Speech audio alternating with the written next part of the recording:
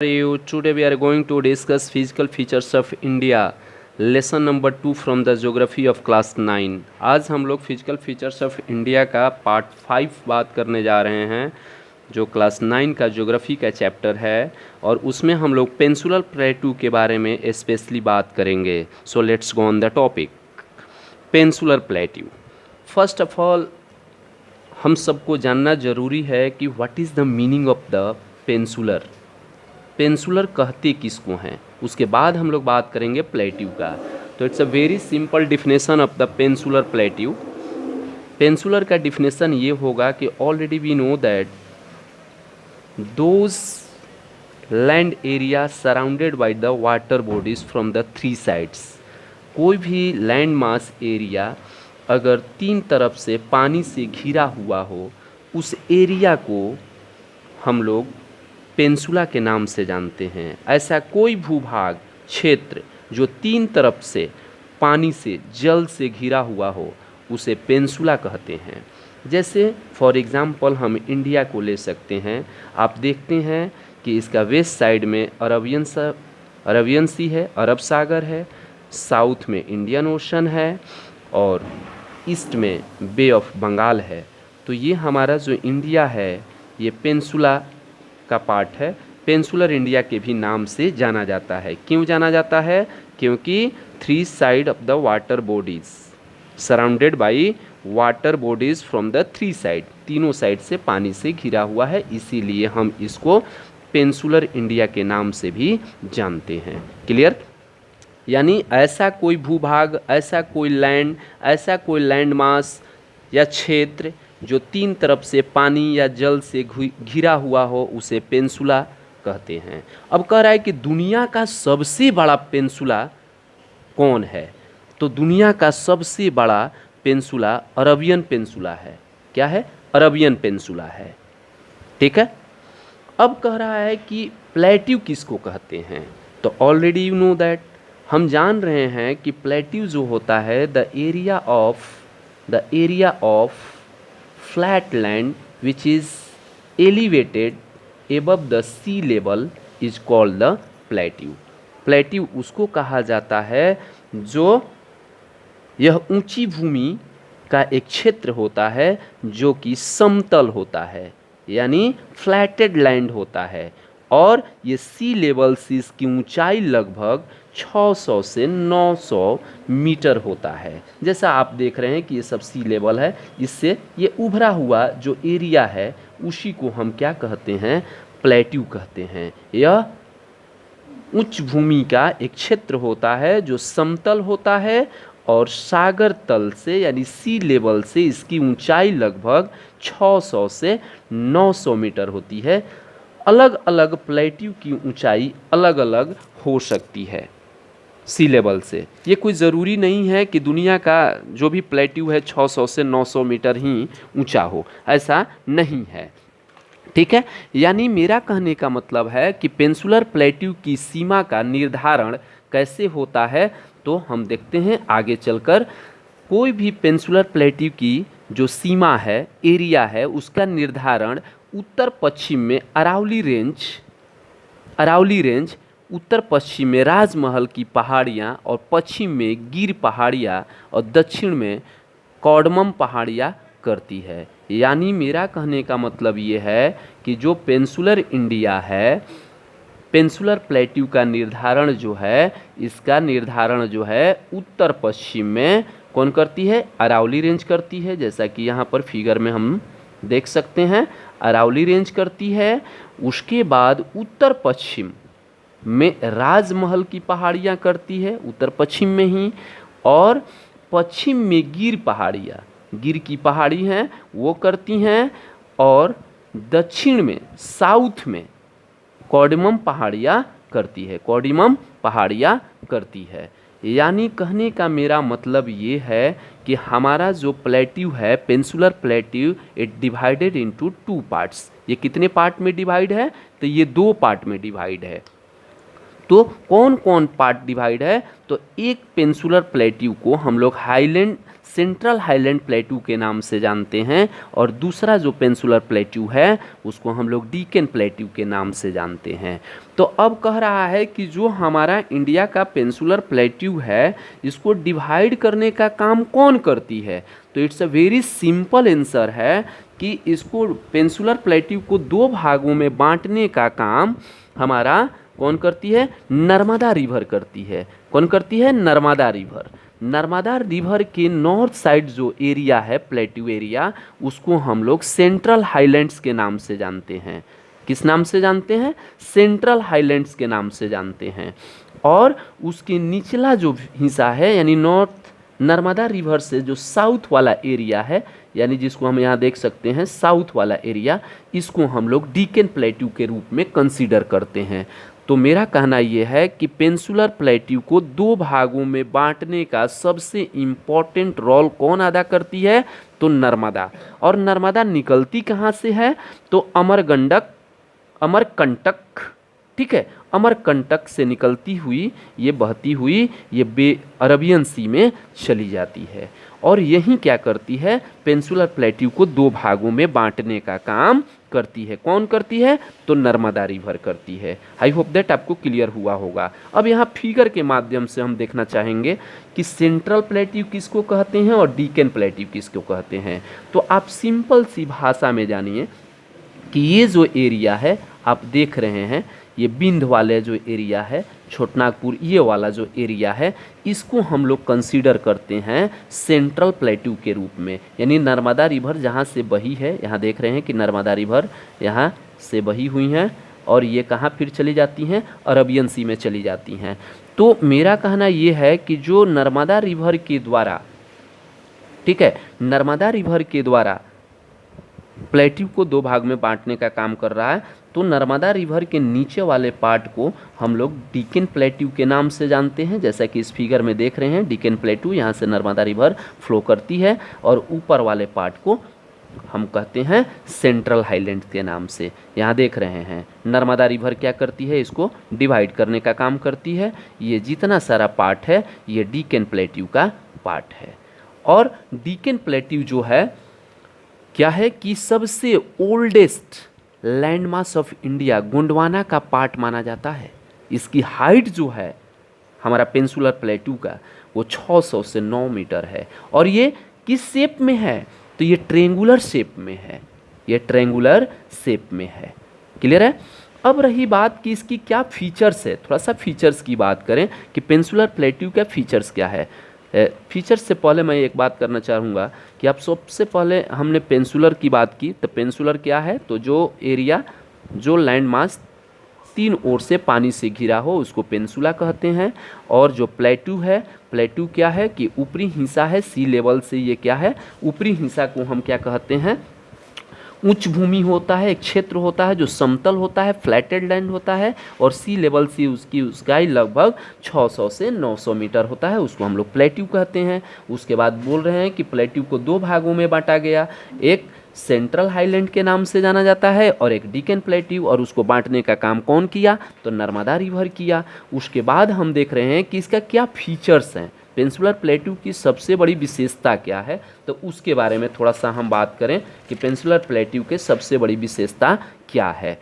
अब विशेषता से पहले माय डियर स्टूडेंट थोड़ा सा इस पर और विशेष रूप से बात करें हम लोग, सेंट्रल हाईलैंड्स और डीकन प्लेट्यू के बारे में थोड़ा सा विशेष रूप से और जाना जाए, तो कह रहा है कि सेंट्रल हाईलैंड्स जो है, ठीक है, सेंट्रल हाईलैंड्स का जो एरिया है, कह रहा है जो मालवा प्लेट्यू के एक बड़े हिस्से को कवर करने वाली नर्मदा नदी के उत्तर में स्थित है, जैसा कि अभी हम लोगों ने बात किया। और विंध्य श्रेणी, जैसा यहाँ देख रहे हैं विंध्य रेंज, विंध्य श्रेणी दक्षिण में सतपुड़ा, यहाँ सतपुड़ा का भी नाम आप देख रहे होंगे आया है, श्रेणी उत्तर में अरावली रेंज, राइट, पर्वत से घिरी हुई है।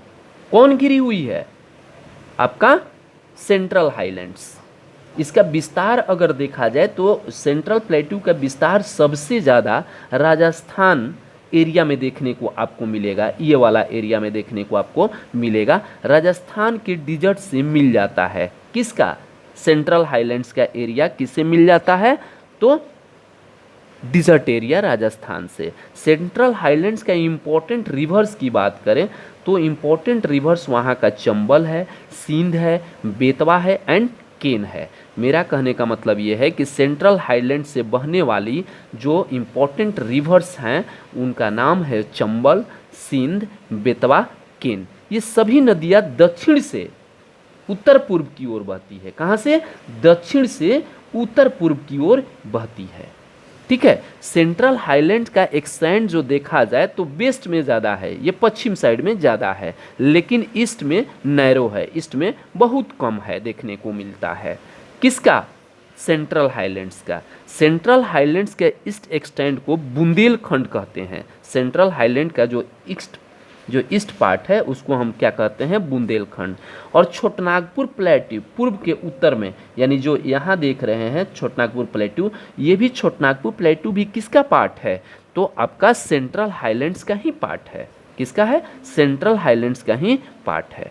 यानी सेंट्रल हाईलैंड एक्सटेंड वेस्ट में ज़्यादा है और सेंट्रल हाईलैंड के ईस्ट एक्सटेंड को बुंदेलखंड कहते हैं और छोटनागपुर प्लेट्यू पूर्व की ओर विस्तार एक्सटेंड करता है। तो ये समझ में आ गया। अब डीकन प्लेट्यू की बात करें, डीकन प्लेट्यू नर्मदा रिवर जो हम बार बार बोल रहे हैं, नर्मदा रिवर की बात कर रहे हैं, नर्मदा रिवर ही प्लेट्यू को डिवाइड करने का काम कर रही है। यह नर्मदा नदी के दक्षिण में स्थित है। यहाँ देख रहे हैं नर्मदा रिवर के ये सब, डीकन प्लेट्यू दक्षिण में स्थित है। सतपुड़ा, महादेव, मैकाल पर्वतमाला से लेकर पेंसुला के दक्षिण तक फैला हुआ है, एकदम साउथ तक यहाँ तक ये फैला हुआ है। ठीक है। उत्तर में सबसे ज़्यादा चौड़ा है, देख रहे हैं उत्तर साइड में क्या है, यहाँ पर सबसे ज़्यादा चौड़ा है और जैसे जैसे साउथ में आ रहा है ये कम होते जा रहा है। अब कह रहा है यहाँ इम्पोर्टेंट बात करेंगे कि जो पेंसुलर प्लेट्यू के जो नदियाँ हैं वो कौन कौन अरब सागर में गिरती है और कौन कौन सी नदियाँ बंगाल की खाड़ी में गिरती है।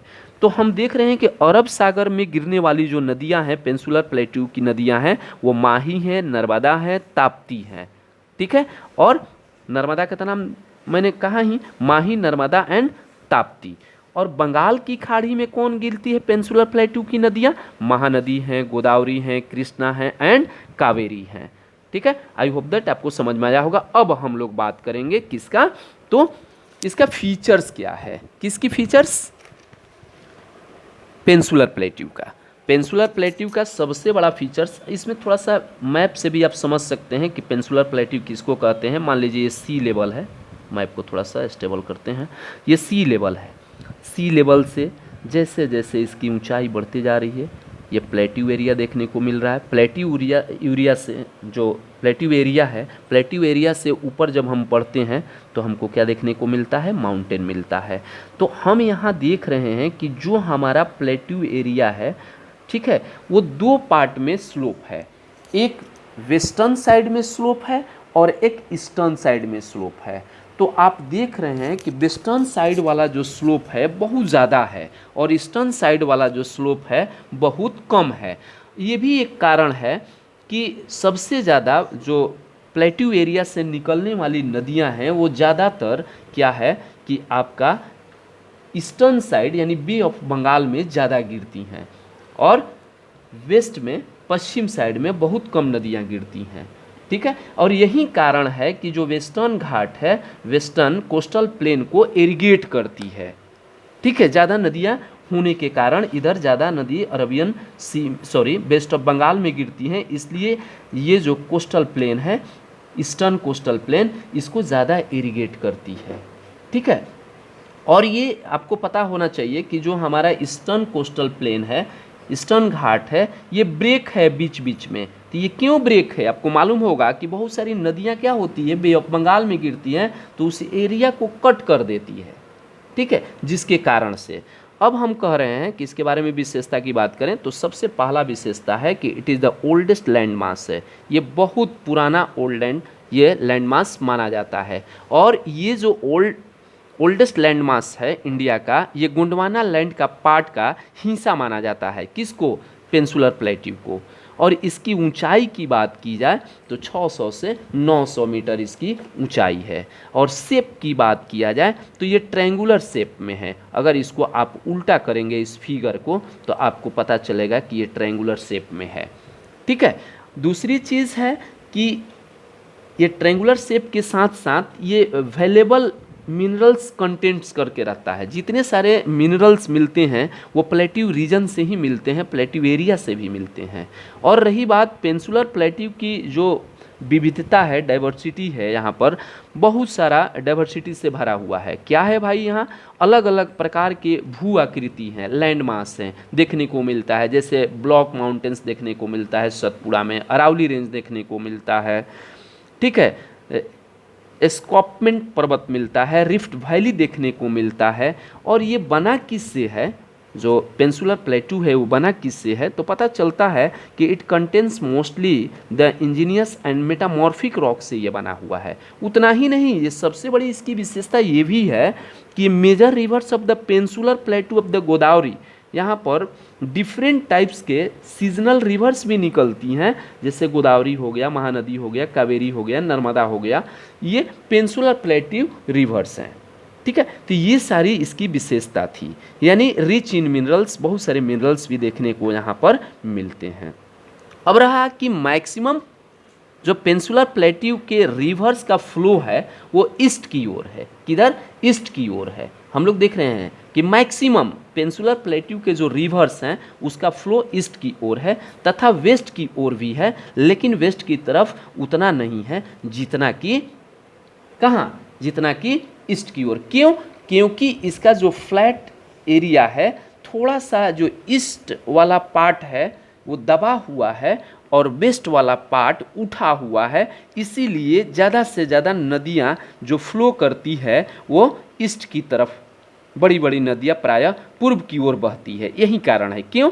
क्योंकि पश्चिम वाला भाग जो है प्लेट्यू एरिया का वो उठा हुआ है और पूरा वाला जो एरिया है प्लेट्यू एरिया का, उसका साइज क्या है, थोड़ा सा ढाल ज़्यादा है। इसीलिए बहुत सारी नदियाँ जो हैं प्लेट्यू एरिया से निकलने वाली वो पूरब दिशा में बहती है। कुछ नदियाँ जो मालवा के पठार के आसपास हैं उसका बहाव जो फ्लो है, फ्लो डायरेक्शन है, वो नॉर्थ डायरेक्शन में भी है, वो उत्तर दिशा में भी बहती है।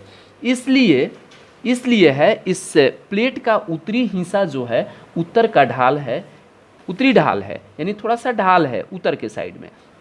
तो इसलिए आप देखते हैं कि मैक्सिमम नदियाँ जैसे चंबल हो गया, सोन हो गया, बेतवा हो गई, ये सब किधर बहती है, तो नॉर्थ डायरेक्शन में बहती है। कहाँ से? साउथ से नॉर्थ में जाती है।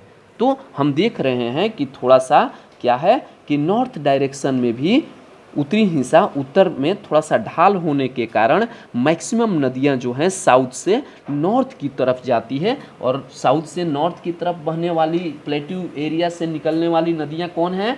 चंबल है, सोन है, बेतवा है। ये सब गंगा का ट्रिब्यूटरीज रिवर भी है और ये सब नॉर्थ डायरेक्शन में बहती है क्योंकि उत्तर की ओर स्लोप ज़्यादा है साउथ की अपेक्षा। ठीक है। जब हमारी इंडियन प्लेट यूरेशिया प्लेट से टकराई थी, हमारी इंडियन प्लेट यूरेशिया प्लेट के नीचे दबी हुई थी। इसीलिए पेनिनसुलर प्लेट्यू का उत्तर वाला हिस्सा, ठीक है, टाइडल है, थोड़ा सा टिल्ड है, टाइडल तो नहीं बोलेंगे, टिल्ड है। पूरब में बहने वाली रिवर्स, अब कह रहा है कि जो पूरब में बह रही है, यानी पेनिनसुलर प्लेट्यू से पूरब में बहने वाली जो नदियां हैं, ठीक है, वो क्या करती है, वो डेल्टा का निर्माण करती है। जैसे महानदी डेल्टा का निर्माण करती है, कावेरी डेल्टा का निर्माण करती है, कृष्णा डेल्टा का निर्माण करती है, गोदावरी डेल्टा का निर्माण करती है, गंगा डेल्टा का निर्माण करती है।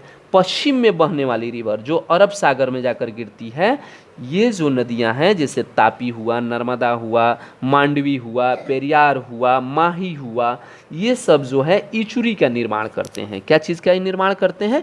इचुरी का निर्माण करते हैं। अब रही बात, थोड़ा सा जानकारी लेंगे हम लोग आगे। अब चलिए, ये फीचर्स थे, अभी फीचर्स में ही हम बात करेंगे, फीचर्स की ही बात करेंगे। अब देखते हैं कि कुछ क्या है, इसका फीचर्स ये भी है कि पेनिनसुलर प्लेट्यू का सबसे बड़ा फीचर्स ये है कि ब्लॉक माउंटेन देखने को यहाँ मिलता है, रिफ्ट वैली देखने को मिलता है, अरावली पर्वत देखने को मिलता है। ठीक है, तो अब हम देखते हैं कि आखिर ये ब्लॉक माउंटेन होता क्या है, रिफ्ट होता क्या है। तो रिफ्ट वैली का मतलब होता है कि किसी भी भूमि का धंसा हुआ भाग, किसी भी भूमि का धंसा हुआ भाग को हम क्या कहते हैं, रिफ्ट कहते हैं। किसी भी भूमि का धंसा हुआ भाग को हम क्या कहते हैं, रिफ्ट वैली कहते हैं। क्लियर है? Rift valley can be defined as lowland area that are formed by the movement of the earth tectonic plate. It can be found land and at the sea level पर पाया जाता है, और Betul district of MP कह सकते हैं कि rift valley का सबसे बेस्ट एग्जाम्पल माना जाता है। उसके बाद हम बात करें, देख रहे हैं कि डेल्टा, जो कह रहा है कि डेल्टा क्या होता है, तो हम जानते हैं डेल्टा का मतलब होता है कि जब कोई नदियाँ समुद्र में गिरने से पहले, बे ऑफ बंगाल में गिरने से पहले क्या करती है कि मान लीजिए इधर से मेन रिवर आ रहा है, ठीक है, मेन रिवर आ रहा है, और जब ये दो पार्ट में क्या हो जाती है, डिवाइड हो जाती है, तो बीच वाले पार्ट को हम क्या कहते हैं, डेल्टा कहते हैं, और एट द लास्ट में जाकर वो समुद्र में क्या होती है, गिर जाती है। उस एरिया को हम क्या कहते हैं, डेल्टा कहते हैं। यानी डेल्टा जो है ट्रेंगुलर लैंड फॉर्म में देखने को मिलता है, जैसा आप यहाँ देख सकते हैं। ठीक है, तो आई होप दैट आपको समझ में आया होगा। उसके बाद thank you very much. Part 6 भी लेकर आएंगे हम, इंडियन आइसलैंड के बारे में बताएंगे, और हम जो इंडियन आइसलैंड के बारे में देखेंगे कि क्या है। Thank you for watching me, listening me, subscribe me. Thank you, bye bye.